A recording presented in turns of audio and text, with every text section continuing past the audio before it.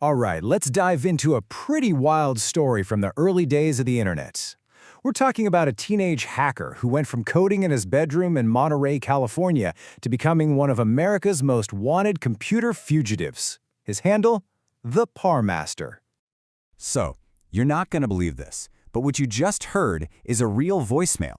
A voicemail a teenager left for the United States Secret Service while he was on the run from them. The sheer audacity of it. I mean, that tells you almost everything you need to know about the person we're talking about today. And yeah, that's the big question, isn't it? How does a kid get to the point where he's openly mocking federal agents on their own answering machine? To really understand the fugitive, you first have to understand the world that made him. To really get the Parmaster, we need to kind of jump in a time machine. See, before all the state-sponsored cybercrime and massive data breaches we hear about today, the computer underground of the 1980s, well, it was a completely different planet. Think less about shadowy criminals in hoodies and more like a digital corner pub. The whole scene revolved around these things called Bulletin Board Systems, or BBSes, and it was all about community. The currency wasn't money. It was information, it was respect, and just the pure thrill of discovery. There was even a code. Don't break things, and you share what you find. But, that whole vibe of pure exploration and sharing, it was about to get seriously challenged. A new, kind of less noble practice was starting to creep in, one that would totally change the game and put the Parmaster on a collision course with the authorities. And that practice was called carding. The old-school hackers, they looked down on it. They thought it was crude, saying it took the technical skill of a wind-up toy. For them, it wasn't about being clever, it was just plain theft. And it brought a kind of temptation into their world that a lot of people just couldn't resist. Okay, so here's where everything changes.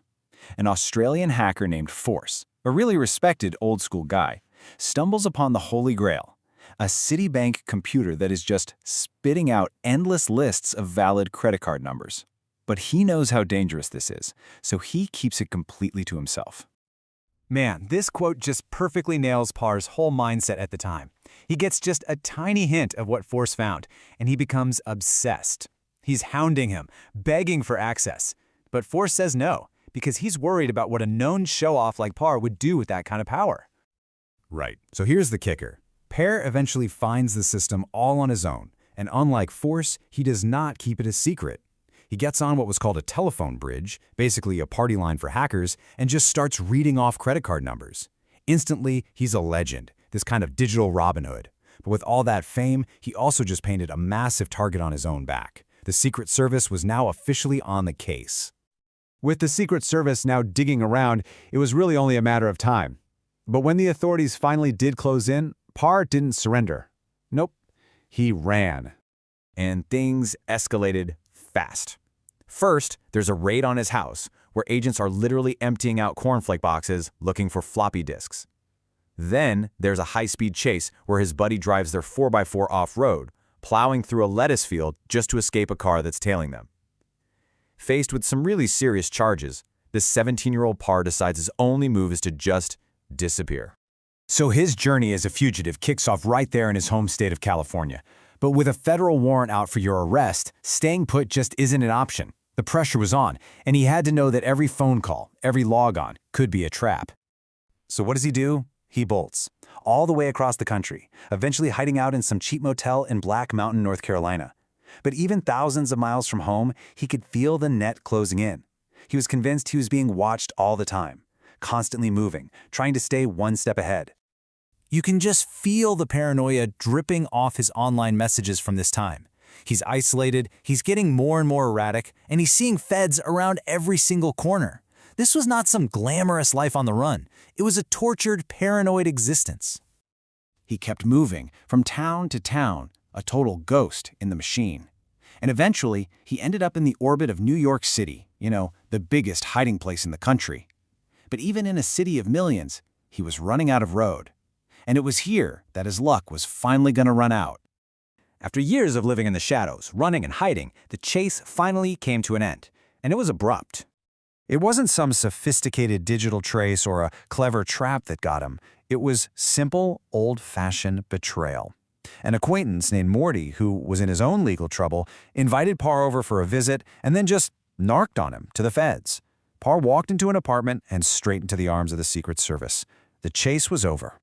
And get this number, 887. That is how many days Parr was a fugitive, from July of 1989 all the way to November of 1991. That's more than 2 years on the run from federal law enforcement as a teenager.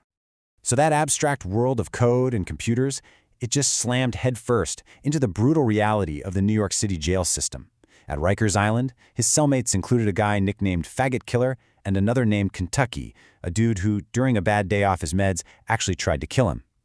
These were the consequences. So after all of that, the chase, the capture, the time in jail, what happened to the Parmaster?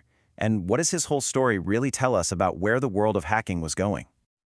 The person who came out of prison was, well, he was basically unrecognizable. The whole experience of being hunted and then locked up didn't just punish him, it completely remade him. That arrogant kid who left that infamous voicemail for the Secret Service, he was just gone. All that chaotic, fugitive energy was replaced by an almost monastic discipline. Today, Parr lives a quiet life. He wakes up at 5 a.m. to meditate or go for a run. He got really into the spiritual side of martial arts. I mean, a complete 180 from the defiant teenager he used to be. So what's the ultimate legacy here? Well, while Parr himself was transformed into this quiet, disciplined man, the crackdown he caused had the exact opposite effect on the hacking world. The lesson the next generation learned wasn't don't hack. It was don't be a loudmouth like Parr. Don't get caught. The outlaws didn't go away. They just got quieter, way more sophisticated, and they went deeper underground, really setting the stage for the high-stakes digital world we all live in today.